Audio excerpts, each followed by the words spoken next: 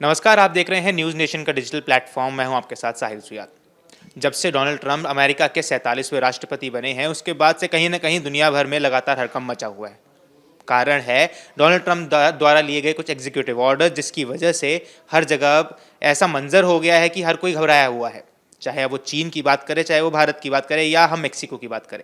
तो आज हम इसी मुद्दे पर चर्चा करने वाले हैं कि आखिर वो कौन से नियम हैं या वो कौन से ऑर्डर्स हैं जो डोनाल्ड ट्रंप ने पास कर दिए हैं, जिसकी वजह से दुनिया भर में अब लोग परेशान हो रखे हैं। तो प्रेरणा, सबसे पहले आप इस पर अपडेट दीजिए कि आखिर वॉशिंगटन पोस्ट ने ऐसा क्या बोला है और व्हाइट हाउस की तरफ से ऐसे क्या स्टेटमेंट्स आए हैं जिससे अब और बवाल मच सकता है। देखो, सबसे पहले तो ये कि डोनाल्ड ट्रंप ने जैसे ही शपथ ली तो उन्होंने एक काम मतलब कई सारे किए हैं, तो उनमें से मेन है अवैध प्रवासियों वाला, कि जो अवैध प्रवासी होंगे उन्हें देश से हटा दिया जाएगा, निकाल दिया जाएगा। ऐसा ही उन्होंने आज किया। उन्होंने 2 सैन्य विमान भेजे और वो ग्वाटेमाला भेजे, और उसमें 80-80 लोग आ सकते थे, और उससे वो ग्वाटेमाला उन्होंने वो लोग भेजे। इसी के बाद जो उन्होंने व्हाइट हाउस ने एक पोस्ट भी शेयर किया और उन्होंने एक फ़ोटो दिखाई जहाँ पे जो प्रवासी थे वो उसमें प्लेन में जा रहे हैं, और ऊपर लिखा है कि जो भी व्यक्ति, जो भी शख्स अगर अमेरिका में एंट्री करता है, वो भी इलीगली, तो उसे गलत मतलब बहुत सारे कॉन्सिक्वेंसेस देखने पड़ेंगे, जिसका उन्हें गलत खामियाजा भुगतना पड़ सकता है उन लोगों को। तो ये देखा जाए तो ये ट्रंप ने अपना जो उन्होंने चुनावी मुद्दों में कही थी जो बातें, उन्होंने कहा था कि वो अवैध प्रवासियों पर ज़रूर काम करेंगे, तो उन्होंने पहले ही ये वो एक्शन मोड में आ गए हैं और उन्होंने ये बड़ा फैसला सुना दिया है। यहाँ पर फिर मेरे साथ मौजूद है सौरभ सर मौजूद है। तो सौरभ जी, एक बात बताइए कि आखिर ट्रंप जो अब ये प्रवासी हैं, इनके ऊपर इतने आक्रामक क्यों रहते हैं? देखिए, ट्रंप 47वें राष्ट्रपति बनते हैं और अपने शपथ में जब वो सिग्नेचर कर रहे होते हैं उस समय वो तकरीबन 80 आदेशों पर वो सिग्नेचर कर देते हैं। तो एक बहुत ही जल्दबाजी फैसला ऐसा लगता है कि पूर्वाग्रह से ग्रसित होकर के ट्रंप पहले से उन्होंने सोच रखा था। जब वो 5 सालों से सरकार में नहीं थे तो उन्होंने अचानक से आते ही उन सारे फैसलों पर उन्होंने अपना सिग्नेचर कर दिया। इसमें ही जो विपक्षी पार्टी डेमोक्रेटिक, उसकी तरफ से कहा जा रहा है कि ट्रंप जो फैसले ले रहे हैं वो कहीं ना कहीं संविधान के खिलाफ है। ऐसा क्यों कहा जा रहा है वो मैं आपको बता देता हूँ। क्योंकि ट्रंप ने कहा कि जो अप्रवासी हैं, जो यहाँ पे इंडिया मतलब यहाँ पे आके रह रहे हैं, दूसरे देशों के लोग यहाँ पे रह रहे हैं, उनको हम बाहर भेजेंगे। और उन्होंने कहा कि हर साल तकरीबन 10 लाख लोगों को हम बाहर भेज दिया करेंगे। अब सवाल ये उठता है कि जो अमेरिका का संविधान, उसका अनुच्छेद 14 कहता है, जहाँ पे नागरिकता का प्रावधान है, उसमें बिना किसी बदलाव के वो पहले से ऐसा फैसला कैसे कर सकते हैं। एक सवाल ये उठता है, ये जो नागरिकता ख़त्म करने की बात की है उसमें कई प्रावधान रखे। जैसे उन्होंने कहा कि अगर मान लिया कि बच्चे का जन्म होता है, जन्म के समय जो उसकी माँ है, अगर वो अमेरिका की स्थायी नागरिक नहीं है तो वो उसको नागरिकता नहीं दी जाएगी। दूसरा कंडीशन ये है कि अगर उसका पिता, उनके जो पिता हैं, जो बच्चा जन्म लेता है, वो नागरिक नहीं है तो भी उसकी नागरिकता रद्द होगी। दूसरी बात है कि अगर पहले क्या होता था कि अमेरिका में आप गए, वीज़ा लेके गए या फिर वहाँ पे आप पहुँचे हैं और वहाँ पे आपके बच्चे का जन्म हो जाता है तो उसको नागरिकता मिल जाती थी अमेरिका की, जिस पे उन्होंने ट्रंप ने कहा कि हम इसको रद्द कर देंगे और उनको नागरिकता नहीं मिलेगी। अब सवाल ये उठता है कि ऐसे बहुत सारे अमेरिका में लोग हैं जिनको ऐसे ही नागरिकता मिली है। ऐसा करने के पीछे जो वजह दी जा रही है उसमें कहा जा रहा है कि इस तरीके से अवैध घुसपैठ करके जो प्रेग्नेंट लेडीज होती थी तो उनको आखिरी वक्त में अमेरिका में एंट्री कराया जाता है, जिससे उनको अमेरिका की नागरिकता मिल जाए। तो ठीक है, लेकिन इस तरीके से तुरंत आकर के अभी सरकार बने हुए आपको मतलब आप मान लीजिए आज कुछ ही दिन हो रहे हैं और आप अचानक से उसमें ऐसा फैसला ले लेते हैं। उस पर एक औपचारिक तरीके से पहले संविधान संशोधन होता, आपका जो आर्टिकल जो आपका 14 कहता है उसमें आपको संशोधन करना चाहिए था, उसके बाद फंसा थे। अभी जो खबर बता रही थी प्रेरणा कि अभी से उन्होंने बाहर करना शुरू कर दिया है। तो ये किस भी आप पे इससे खलबली मचना शुरू है। ऐसा लग रहा है कि जैसे एक छोटी सी कंपनी या कोई ऐसे ही छोटा सा देश है जिसने अचानक से फैसला लिया, तालिबान टाइप का फरमान हो गया कि अचानक से हमने फैसला लिया, लोगों को बाहर करना शुरू कर दिया। तो ये काफ़ी बड़ा फैसला है और इसको ट्रंप को इसमें सोचना पड़ेगा, क्योंकि कहीं ना कहीं आलोचना बनेगी। दूसरी जो खबर है कि उन्होंने जो गल्फ ऑफ मैक्सिको को गल्फ ऑफ अमेरिका कर दिया और जो बाहरी जो और लोगों को विदेशी फंडिंग करते थे उस पर रोक लगा दिया है, जिसका असर आपको रूस यूक्रेन युद्ध पर मिलेगा। क्योंकि यूक्रेन को बाइडेन के समय में लंबा चौड़ा मतलब उनको आर्थिक सहायता मिलता था, तो कहीं ना कहीं यूक्रेन अब युद्ध में कमज़ोर पड़ जाएगा। उसके बाद उन्होंने चीन पर टैरिफ बढ़ा दिया 25%। एक तो टैरिफ बढ़ा देते हैं, ऊपर से दूसरी तरफ आप जिनपिंग से बात भी कर रहे होते हैं। तो ट्रंप के फैसले काफ़ी विवादास्पद है। ऐसा लगता है कि एक पूर्वाग्रह से ग्रसित होकर उन्होंने पहले दिमाग में रख रखा था कि मुझे राष्ट्रपति बनते ही ये सारे फैसले ऐसे फटाफट कर देने हैं। उसका क्या आधार है, क्या नहीं है, मतलब जैसे वादे किए थे तो उसको आगे बस उसको पूरा कर देना है। तो कहीं ना कहीं ये सारे फैसले जो खलबली मची हुई है, हड़कंप मचने की वजह ये होता है कभी भी कोई फैसले पर हड़कंप मचता है, मतलब ये है कि उसको पहले से तय नहीं किया गया, उसकी कोई रूपरेखा नहीं तैयार की गई, कोई ब्लूप्रिंट नहीं तैयार हुआ और अचानक से आपने कह दिया कि अब हम अप्रवासियों को बाहर करेंगे। क्या तय होगा, क्या आधार होगा? जिन लोगों को नागरिकता मिल चुकी थी उनकी नागरिकता अचानक से छिन जाती है, तो ऐसे में वो लोग क्या करेंगे? मान लिया अमेरिका के वो नागरिक थे, उनका बर्थ हुआ तो अमेरिका के नागरिक हो गए थे। अगर कोई भारतीय महिला वहाँ पे जाकर अपने बच्चों को जन्म दी थी, उसको अमेरिकी नागरिकता मिल गई थी, तो वो तो अमेरिका का सिटीजन था। अब वो इंडिया में आ गया है तो उसको तो ना नागरिकता अमेरिका की रह गई, ना उसके पास इंडिया की नागरिकता रह गई, तो एक तरीके से उसकी तो आपने पूरी पहचान ही छीन ली।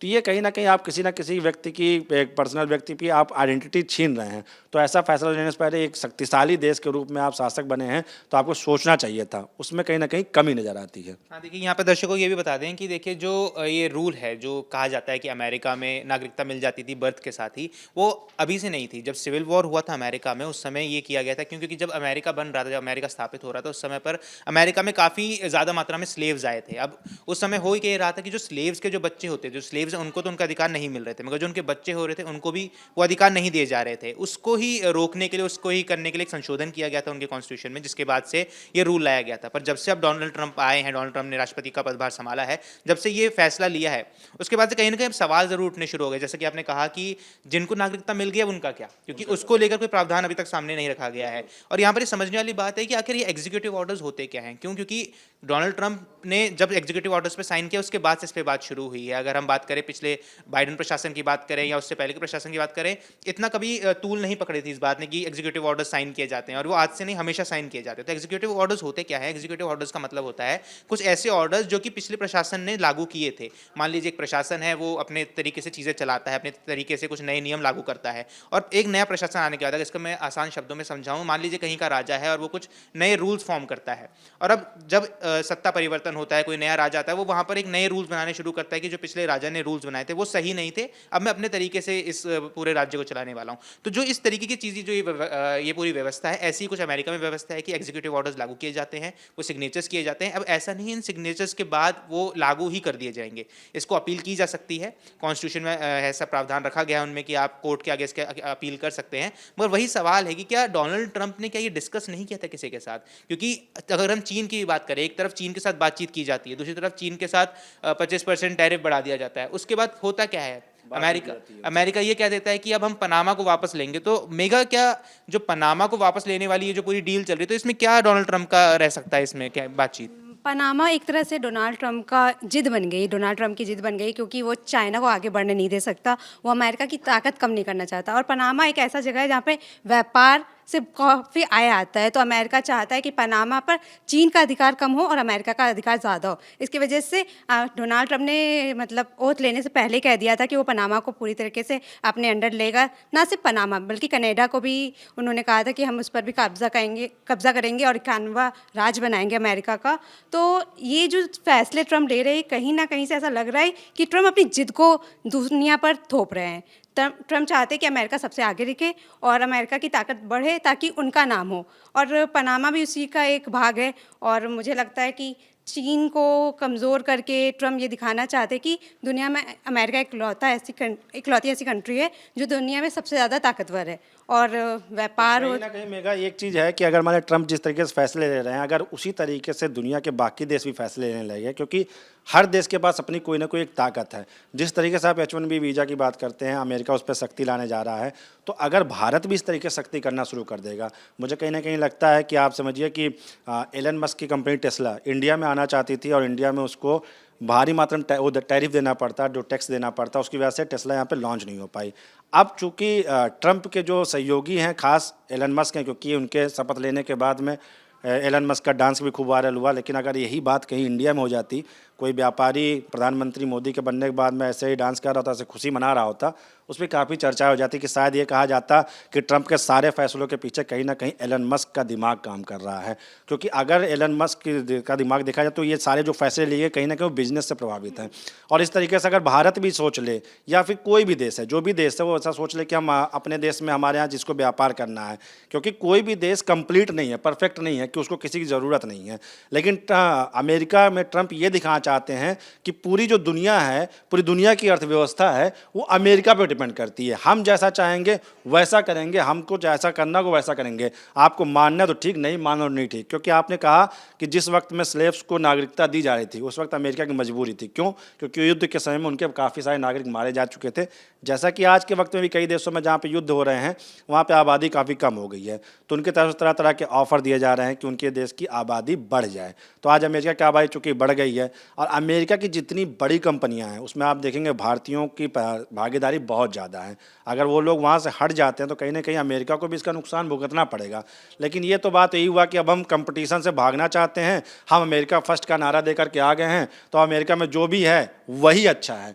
तो ये तो गलत बात है। इस तरीके से ट्रंप ने जो फैसला लिया, वो कहीं ना कहीं एलन मस्क मास्टरमाइंड उसके पीछे नज़र आते हैं, क्योंकि ये पूरे के पूरे फैसले जो भी हैं वो कहीं ना कहीं केवल और केवल बिजनेस से, आपके व्यापारिक संबंधों को, मतलब कि हमको न मतलब ही नहीं रखना है। चाइना से आपको टैरिफ भी बढ़ानी है, उससे आपको बात भी करनी है, कनाडा को आप कनेक्ट क्यों ना राज दीजिए, ग्रीनलैंड को आप मांग रहे हैं, मैक्सिको गल्फ ऑफ मैक्सिको को आपने गल्फ ऑफ अमेरिका कर दिया।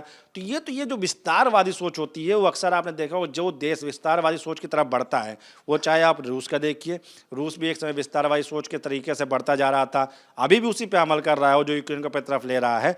और उसका नतीजा ये होता है कि देश धीरे धीरे टूटना शुरू हो जाता है। क्योंकि जिस तरीके से आज दुनिया में खलबली मची है, उसी तरीके से ट्रंप के फैसलों को लेकर के अमेरिका में इससे ज़्यादा शोर मचा है। लेकिन मुझे लगता है कहीं ना कहीं ट्रंप की तरफ से ऐसी खबरें आई थी कि वो पत्रकारों पर, जनरल मीडिया इंडस्ट्री में अपना दबाव बना रहे, जो उनके खिलाफ बोलने वाले आ रहे हैं, उनकी आवाज़ें दबा दी जा रही हैं। लेकिन ये दुनिया में अब जब सोशल मीडिया है, तो कहीं ना कहीं आवाज़ दबने वाली नहीं है। तो ट्रंप का फैसला जो है उसको सोचना चाहिए, और जो ये एग्जीक्यूटिव ऑर्डर कर देते हैं ना साइन, ये अब राजशाही नहीं है, ये प्रजातंत्र है, लोकतंत्र है, और इस पूरी दुनिया में हर देश एक दूसरे पर डिपेंड है। अगर ट्रंप के फैसलों को लेकर कोई अपना इसी तरीके से भारत ने करना शुरू कर दिया, या कनाडा ने शुरू कर दिया, या चाइना ने शुरू कर दिया, तो शायद अमेरिका को फिर से घुटनों पाना पड़ेगा। क्योंकि आपको याद होगा कि जिस वक्त नेपाल की तरफ से भारत को आंखें दिखाई जा रही थी कि उसको लगा कि अब उसको चाइना बहुत सपोर्ट कर रहा है और नेपाल बहुत आगे बढ़ जाएगा, वो भी अपनी तरफ से फैसले लेने लगा कि भारत वाले यहाँ पे आएंगे, हम उन पर ऐसा टैक्स लेंगे, ये इलाका हमारा है। और आखिर में क्या हुआ? भारत ने अपने हाथ खींचे, भारत ने भी वही रुख दिखाया, उसको घुटनों पाना पड़ा। तो यही अमेरिका के साथ भी आने वाले कुछ महीनों में आपको नजर आ जाएगा कि ये सारे फैसले उनको वापस लेना पड़ेगा। क्योंकि कहीं ना कहीं इससे दूसरे देश नाराज हो रहे हैं। भाई अब हमारे लोगों को जो काबिल हैं, अब मान लिया हमारे गूगल के सीईओ यहाँ से सुंदर पिचाई बन गए, अब आप कह रहे हैं कि हम अमेरिका फर्स्ट का नारा देखेंगे, तो इसका तो सुंदर पिचाई कहीं ना कहीं आपके लेवल से वो सबसे काबिल इंसान थे, तब आपने उनको सीईओ बनाया। अब जब अमेरिका फर्स्ट कहेंगे तो हो सकता है उससे कम काबिल का आदमी गूगल का सीईओ बन जाए। तो ये एक बहुत ही ये मोहम्मद बिन तुगलक हुए इतिहास में, मोहम्मद बिन तुगलक, जिनके फैसलों को लेकर के अक्सर सवाल उठता है। तो मुझे कहीं ना कहीं लगता है ट्रंप का ये फैसला भी वही तुगलकी फरमान जिसको कहते हैं, उस तरीके से साबित होगा। देखिए, और यहाँ पर डोनाल्ड ट्रंप ने ब्रिक्स को लेकर भी पहले बात कही थी कि ब्रिक्स पर हम 100% टैरिफ लगा देंगे। अब क्या भारत पर भी ऐसा टैरिफ लग सकता है? क्योंकि हालांकि भारत इसका अभी सपोर्ट करता हुआ नजर आ रहा है कि आप अप्रवासियों को भेज रहे हैं, हम आपकी पूरी मदद करेंगे। तो क्या प्रेरणा ब्रिक्स पर इसका असर पड़ सकता है, और क्या भारत पे भी इसका असर देखने को मिलेगा? देखिए, थोड़ा बहुत असर तो देखने को मिल सकता है, क्योंकि जिस तरह से ट्रंप ने ऐसा किया, क्या पता भारत भी कुछ करे। क्योंकि इसका असर भारत पर पड़ेगा, तो भारत को भी लगेगा कि वो भी कुछ एक्शन करे। बाकी जो पड़ोसी देश हैं वो भी सोचेंगे कि हम भी कुछ ऐसा एक्शन ले, जिस वजह से जो हमारे लोग हैं जो ये फेस कर रहे हैं, जैसे कोई इंडियन लेडी है वहाँ जाके नागरिकता के चक्कर में जो जन्म देती है, तो हमारे लोगों को प्रॉब्लम हो रही है, क्या पता हम भी ऐसा करें जिससे हमारे पर भी असर पड़े। देखिए, बिल्कुल इसका असर पड़ सकता है, क्योंकि जो अगर ब्रिक्स पर अगर लगाई जाती है इस तरीके से टैरिफ लगाए जाते हैं, क्योंकि जब ट्रेड किया जाता है, अमूमन मान लीजिए किसी देश में ट्रेड हो रहा है और उस देश में कोई प्रोडक्ट आया जाता है, अगर भारत में भी कोई किसी और देश का प्रोडक्ट आता है, मान लीजिए अमेरिका से कोई प्रोडक्ट है और हमारे देश में आ रहा है, तो उस पर टैरिफ लगाता है भारत, 100% टैरिफ लगाता है। और टैरिफ लगाने का मकसद और कुछ नहीं होता है। टैरिफ लगाने का मकसद ये होता है कि जो हमारे देश का प्रोडक्ट है उसको पहले बेचा जाए और दूसरे कंट्रीज़ के प्रोडक्ट हो। इसलिए अमूमन यही देखा जाता है कि जो बाहर से चीज़ें जिनको हम बोलते हैं इंपोर्टेड हैं, वो महंगी होती हैं। वो इसीलिए महंगी होती है कि उन पर टैरिफ लगाया जाता है। तो अमेरिका ने यहाँ पे यही बात साफ की थी कि हम चाहते हैं कि अमेरिका, क्योंकि डोनाल्ड ट्रंप को हमेशा से जाना जाता है वो अमेरिका फर्स्ट नेशन की थ्योरी पर चलते हैं कि अमेरिका को मुझे सबसे आगे रखना है। और ये कोई गलत बात भी नहीं है। अगर हम भारत की बात करें तो प्रधानमंत्री नरेंद्र मोदी भी ये कहते हैं कि हमको इंडिया को पहले रखना है। तो इस वजह से ही कहीं ना कहीं ये जो फैसले ले जा रहे हैं, इन पर अब सवाल उठने शुरू हो गए हैं। तो अब देखना वही दिलचस्प रहेगा कि क्या ये फैसले वापस लिए जाएंगे, और जो अप्रवासियों को लेकर जो मुद्दा शुरू हो गया है, जो 18,000 अप्रवासियों को कहा जा रहा है कि वापस भेजा जाएगा, क्या सही में ऐसा कुछ होने वाला है, या यहाँ से विदेश मंत्रालय द्वारा कुछ ऐसी बात कही जाती है या इसके ऊपर कोई एक्शन लिया जाता है, ये देखना दिलचस्प रहेगा। बाकी ऐसी और वीडियोस के लिए आप जुड़े रहिए न्यूज़ नेशन के डिजिटल प्लेटफॉर्म के साथ। नमस्कार। न्यूज नेशन अब व्हाट्सएप पर खबरों की ताजा अपडेट के लिए न्यूज नेशन के इस क्यूआर कोड को स्कैन करें।